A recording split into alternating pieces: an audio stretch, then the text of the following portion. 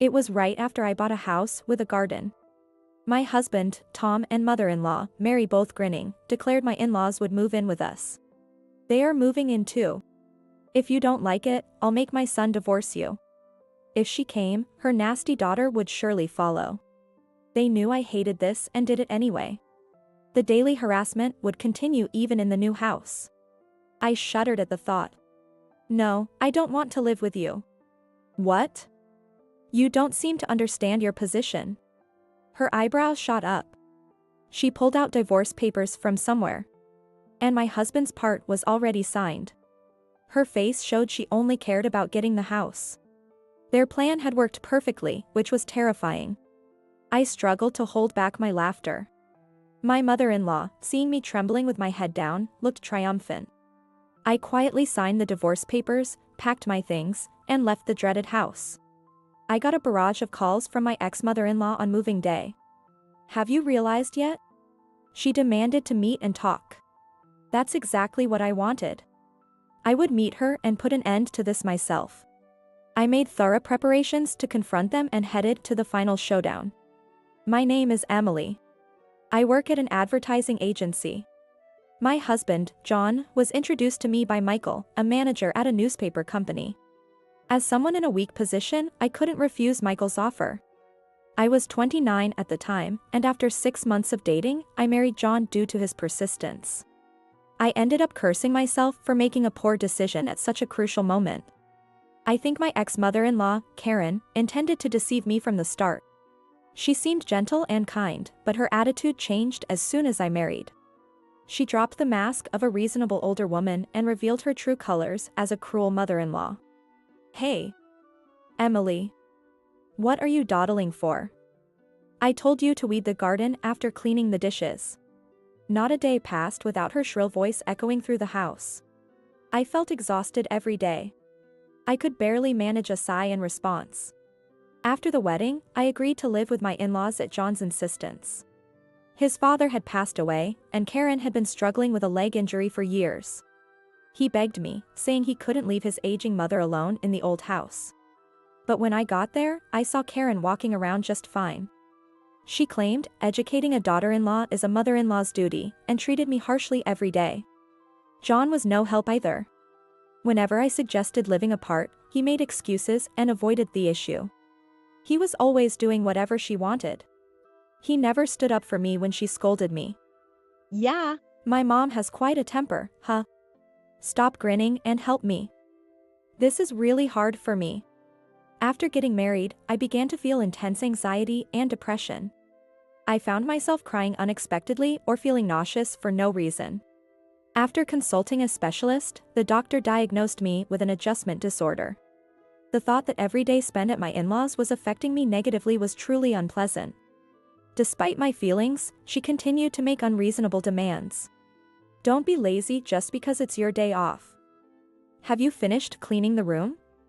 You haven't gone shopping yet, have you? Make sure to check the discount stores before you go. Please. Karen, please don't shout at me. I have a headache. I'll do the cleaning and shopping later. Don't give me that. When you're told to do something, you do it immediately. You're the daughter-in-law, aren't you? A daughter-in-law is not a maid. I wanted to retort. Her demands often involved the house itself. Clean the gutters. Replace the wallpaper. Fix the splinters in the pillars. The in-laws' house was very old and falling apart everywhere. It creaked whenever the wind blew. Each time, she would urge John to get a new house. This place is a rental, you know. We're renting it cheaply from an acquaintance. Just once, I want to live freely in our own home. Don't you think so, John? I do, but we can't afford it on my salary. A house of our own is just a dream. Karen grew frustrated with her useless son. Of course, she took out her frustration on me. Cook. Clean. Weed the garden. Take her to the hospital. She didn't care that I was exhausted from working full-time. It was no wonder I developed an adjustment disorder. I couldn't help but think that every day. 6 months after moving in with my in-laws, a woman who made my miserable life even worse arrived. John's sister, Lisa, came back after her divorce, bringing her child with her. She said her ex kicked her out, saying he didn't want to see her face anymore. Well, it's my fault, really. I left my kid unattended and slept with my husband's senior. What kind of ethics does this woman have? Seeing my horrified expression, Lisa smiled slyly. Lisa, who looked just like Karen, acted just like her too. She refused to do any housework and made me clean her room as well. It's only fair, right? I'm raising a child. You wouldn't understand since you haven't given birth, but it's harder than it looks. So? Thanks in advance for your help, Emily. Lisa didn't work. She lazed around all day. Her childcare was half-hearted at best. She lounged on the sofa doing nothing. Her behavior was particularly bad on weekends. She'd leave her young daughter with me and go to the arcade. Lisa had some bad friends from her rebellious days and would sometimes start drinking in the afternoon with them. I wished she would at least help with some of the housework, but Lisa did absolutely nothing. She was the kind of woman who would do anything to get money for fun. This is what happened one day. Lisa handed me a drawstring bag, and when I looked inside, these are my dad's. Cufflinks, rings, vintage lighters. What? What do you expect me to do with these? Figure it out. Sell them. And make sure you get a good price, okay? The belongings of my late father. These were supposed to be keepsakes. Yet, Lisa casually told me to sell them. I felt a wave of sadness. The thought of her using the money to go to the arcade made it even worse. Unable to bring myself to do it, I explained the situation and handed the bag over to John. I don't know what he did with his father's keepsakes, and frankly, I don't want to know. When Lisa first returned, many things happened. My belongings frequently went missing after she arrived. I also discovered around that time that John was probably having an affair. A friend who worked at a different advertising agency happened to see him in town on a weekend. John was walking arm in arm with a flashy young woman. I was furious when I heard the story. I'm working hard from morning till night even on weekends, and you're out having fun with a young woman? Unbelievable. This is cheating, right? Who is she? Tell me the truth. It's not cheating. She's just a worker from a massage parlor. And how is that any better? You shouldn't be going to such places when you're married. Lisa laughed hysterically at our argument. Karen seemed exasperated but didn't strongly scold John. According to Karen's logic, if a husband goes to such places, it's because the wife isn't devoted enough. Getting upset over something like that is embarrassing. The problem is you. If you were more devoted to John, this wouldn't happen. I don't agree. Karen, isn't that a bit too unreasonable? This is the norm in this house. Besides, going to places like that or having an affair shows a man's prowess. A wife should forgive such things with a big heart. You useless. What was normal to them was absurd to me. Forgive visits to such places and affairs? There was no way I could do that. My frustration only grew. I couldn't just stand by any longer. Determined to change this unpleasant situation, I decided to take action. Karen and Lisa remained the same. Day after day, they treated me like a servant. The two of them lounged around like sea lions on the sofa or floor, raising their voices when they were hungry. Hey! Why isn't lunch ready yet? It's already noon. Stop dragging your feet, Emily. You're so slow, it's annoying. Then why don't you make it yourselves? I've been cleaning the garden, airing out the carpets, and shopping, with no time to rest. Don't talk back. Know your place as the daughter-in-law. I wasn't even allowed to voice my opinion. I was utterly fed up. I wanted a divorce immediately. But if it were that easy, I wouldn't have been struggling. John was introduced to me by Michael, a manager at a newspaper company I was indebted to. My boss, James, also asked me not to do anything that would embarrass him. Karen knew this and often used it against me. I was completely stuck between a rock and a hard place. For a while, all I could do was endure. Then one day, John's affair became undeniable. That friend from the other agency got concrete evidence. The first stage of my preparation was complete. I needed to plan my next move. About a month later, I think it was. Lisa spread out a housing catalog on the dinner table after dinner.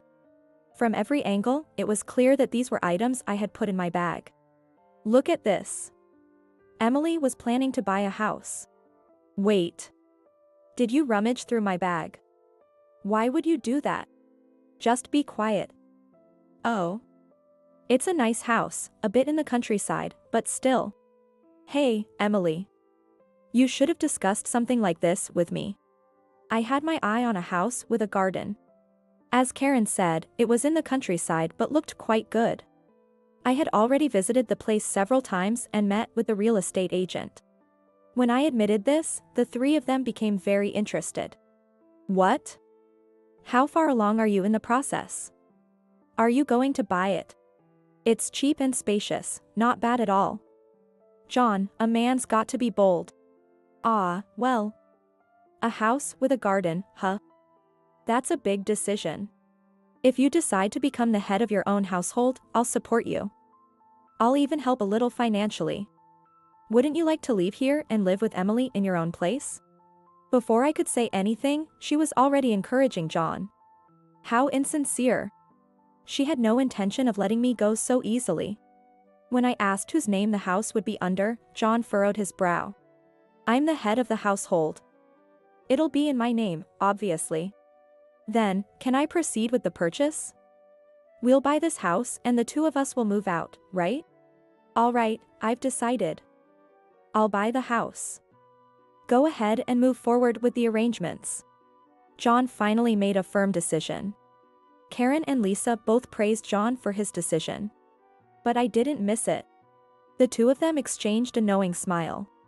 A few days later, just after purchasing the house with a garden in the countryside as planned, John and Karen, both grinning, made a unilateral announcement to me. They are moving in too. What? But you said we'd live there alone. After thinking it over, we decided to live together. You're not going to say no, are you? If you refuse, I'll make John divorce you.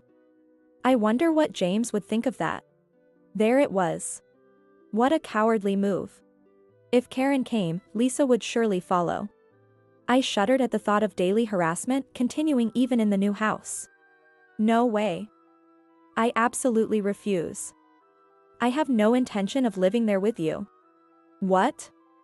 You don't seem to understand your position. Her eyebrows shot up. Her face was red with anger, veins bulging at her temples. She pulled out divorce papers from somewhere. And John's part was already signed. Her face said she didn't care about anything as long as she got the house.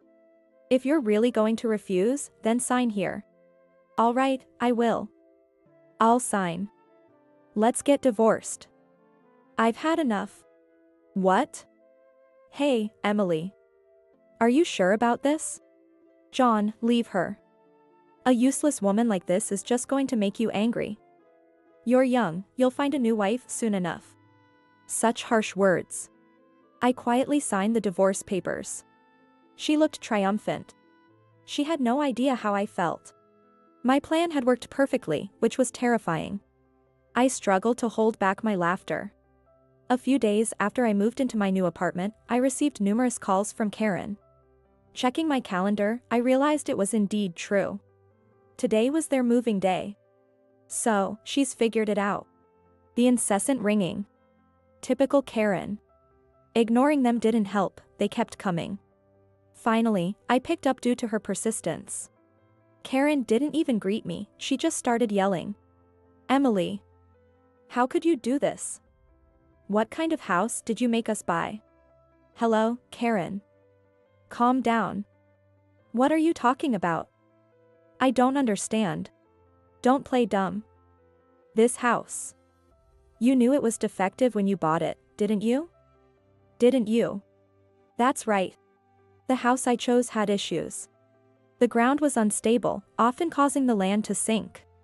Even a new house could have doors and windows that wouldn't close properly after a few years. There were old mining tunnels nearby that caused the problems. However, the locals knew this. They built their houses on stable land. Only clueless newcomers fell into this trap. I used this problem-ridden house to trap those three. It was tough to find a reasonably priced defective house, even with the help of a real estate agent. I also arranged for Lisa to steal the real estate catalog from my bag. I had deliberately placed my bag in an easily noticeable and stealable position. Unaware, they fell right into the trap and moved in. It was hard to keep from laughing when I signed the divorce papers. I wanted to tell them everything, but I couldn't. I played dumb. A defective house. That can't be right. There must be some mistake. What is with that attitude? So fake. Just come over here. What? No. Honestly, I don't ever want to see you again. What? What did you say? There was no way I wanted to see that unreasonable family again. I told her I wouldn't meet them even if they paid me. Then, John took over, after she clicked her tongue. Emily, please. Think about our situation a little. I could say the same to you, John. Did you ever think about my feelings? No, you didn't. I was always isolated. I'm sorry. I'll apologize. Just tell me where you moved to. Why would I tell you that? If you showed up, I'd have to move again. I want to cut all ties with you. The conversation went nowhere. Eventually, Karen and the others started making even more outrageous claims. They said the divorce was invalid and that we were still family. I had 2 colleagues sign as witnesses and submitted the divorce papers to the city hall. Invalid? No way. How unreasonable could they be? Anyway, just meet with us once. We need to settle this. Please, Emily. Just once. Let's settle this properly. Karen and John insisted on meeting and talking. Even if I refused, they would surely call again. I had no choice. I decided to meet them and put an end to it myself. Fine. I'll meet with you once. Thank you. I owe you one. But I'll choose the time and place, okay? I couldn't risk being ambushed or followed. I needed to have the upper hand to ensure my safety. After making careful preparations, I arranged to meet the 3 of them at a cafe. I arrived at the designated cafe 20 minutes late. Karen and Lisa were already furious from being made to wait. John had a strained smile on his face. As expected, they were predictable. How dare you keep your elders waiting? It's so disrespectful. I don't want to hear about respect from you. So, what do you want? What's with that attitude? It's infuriating. We're stuck with a defective house because of you. Take responsibility. I told you, I don't know anything about that. You decided to move in on your own, didn't you? She faltered. She couldn't deny that. Karen and Lisa had willingly moved into the defective house. Their previous home was being renovated by its owner. So, the only place they had to live was the defective house. If you're done, I have something to say. Karen, I will be suing you for damages. Prepare yourself. What? Damages? Suing. Why? What did I ever do to you? Tell me clearly. You mentally tormented me to the point of developing an adjustment disorder. I showed them a copy of my medical diagnosis. The 3 of them stared at it intensely. Karen's eyes were especially wide. She probably never imagined I had been seeing a psychiatrist. You never thought about how much your words hurt others, did you? It was very painful for me. I felt nauseous and cried a lot. It was really tough. That's because you're weak. You were a lousy daughter-in-law and deserved it. Isn't that right? That's part of it. Calling me a lousy daughter-in-law repeatedly is slander. Slander is punishable by up to a year in prison or a fine of up to $3,000. What? That's ridiculous. What's ridiculous? Karen didn't understand the gravity of her actions. She had no idea how sinful her behavior had been. How harmful her verbal abuse was. You also did other things that are punishable by law. You threatened me multiple times, saying you'd tell James about the divorce. That's extortion. Wait. Isn't that a bit exaggerated? It's not exaggerated at all. By the way, extortion carries a penalty of up to 2 years in prison or a fine of up to $3,000. I won't back down on this. All right. Wait a minute. Lisa stepped in. Her eyes were sharper than usual. She had the look of a former delinquent. As if saying, I won't be intimidated by your threats. What is this? Scaring my mom by taking advantage of her ignorance. Do you have any proof of these so-called slanders and threats? Yes, I do. I've been recording everything. What? Recording. Yes, I had been recording with my phone's voice memo. The entire time I lived at my ex-in-law's house. I had plenty of audio recordings. I also had data extracted specifically of Karen's abusive language. Submitting this as evidence would undoubtedly confirm the charges of slander and threats. Did you really think I'd just take it? It's not just Karen. Lisa, you're also guilty. You'll be held accountable too. What? Why me? What did I do? Think about it. Haven't you committed any crimes? Or are you saying you haven't caused me any trouble? Of course not. Don't be ridiculous. Lisa insisted she was innocent. I showed her the screen on my phone. Lisa's face turned pale. No wonder. It showed her rummaging through my bag. The ugly scene of her searching the contents while glancing around nervously. What's that? How did you record this? Because my belongings frequently went missing after you arrived. Makeup, accessories, clothes, bags. I set up a hidden camera. This is awful. How could you do that? You're just a daughter-in-law. Unbelievable. Who's the one overstepping boundaries here? Let me inform you about the penalty for theft. Up to 10 years in prison or a fine of up to $5,000. I'll be contacting the police. Lisa's mouth opened and closed. She wanted to retort. But she couldn't. She looked completely helpless. I had kept track of all my missing items. Knowing the exact extent of the damages would make it easier for the police and lawyers to act. If I was going to do this, I'd do it thoroughly. I was determined not to let these three off the hook. Finally, it was John's turn. He shrank back under my glare. If there was anyone I couldn't forgive the most, it was him. I believed a marriage was about mutual support. But John, you saw things differently, didn't you? From start to finish, you were always my enemy. Weren't you? Enemy? No. I never meant that. Not at all. Please believe me. Even today, I was trying to mediate as much as possible. Sure, enough with the lies. I don't need your mediation. John was a cowardly man. He always sided with the stronger party. He had always been with Karen and Lisa. Even now. He was trying to placate me to save himself. If he had been a slightly better man, maybe I would have stayed married. If he had said, let's move away and live just the two of us, I might have done that. The name of your affair partner, I believe it's Jessica? What? How did I know? I had a friend investigate. I have a friend who's good at that. I even have pictures of you and Jessica entering a hotel together. Look, here they are. Ugh. No, don't show them. Don't show them. John hurriedly tried to stop me from showing the screen. He didn't want his mother and sister to see his affair. But why should it matter? Their morals and ethics were already broken. They were a family of like-minded people. I put my phone and the copy of the diagnosis back in my bag. I had shown all the evidence I needed. Karen, John, and Lisa seemed defeated and drained of resistance. If they did anything careless, they'd be reported to the police. They seemed scared. But unfortunately for them, I was fully intending to consult the police regardless of their actions. I believe the police will come by eventually. Don't try to run, it'll only make things worse.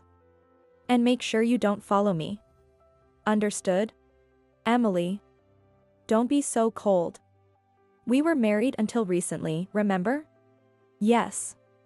Honestly, I think marrying you was a huge mistake. I feel so relieved we're not a couple anymore. If you follow me. I'll press charges for that too, so be ready. Don't wait outside my office. Don't contact me unless it's absolutely necessary. I made a few simple agreements with the three of them and left the cafe. Even after I left, they sat there looking dejected. You can't stop people from talking. The news of John's divorce quickly spread at his company. The reasons, his infidelity and mistreatment of me, spread along with it. As a result, John faced significant cold treatment at work. After all, the person who had introduced us was Michael, from the affiliated newspaper company. Naturally, John lost his trust and was viewed harshly. Unable to endure the hostile environment, John eventually quit. He struggled to find new employment, and his relationships with his mother and sister became strained. John reappeared in front of me about a year after our divorce. He called out to me as I was leaving work, and I turned to see a shabby-looking man standing there. John. I barely recognized you. I know. People say my face has changed lately. He seemed to have gone through a lot. Understandable. Karen and Lisa were convicted and fined. I had claimed alimony from John. They must be struggling financially now. They still had to pay off the mortgage on the defective house, so things were tough. How are Karen and Lisa? They're alive. Barely hanging on. They're both working now. They have to, or we wouldn't survive. They always say they want to go back to the old life. Wanting to return to relying on my and your income? They haven't changed a bit. They're like parasites. Cutting ties with them was definitely the right decision. I thought he might retort, but he didn't. John sighed deeply and apologized to me. I'm really sorry for everything. I deeply regret it. I was a fool. You were right, I should have always been on your side. I must have been out of my mind. Your whole family has been out of their minds from the start. Don't be so cold. Please, let's live together again. I'll cut ties with them for real this time. You're the only one for me. Oh, really? Too bad. I'm seeing someone else now. Even if I wasn't, I'd never take you back. When I said that firmly, John collapsed to his knees. But a pity performance wouldn't work on me anymore. If I were less well-mannered, I would have spat on him right then. I left John there and went home. He never contacted me again. The information came from the real estate agent who had helped me. Karen, John, and Lisa's lives had fallen apart. They blamed each other for their poverty, worsening their relationships.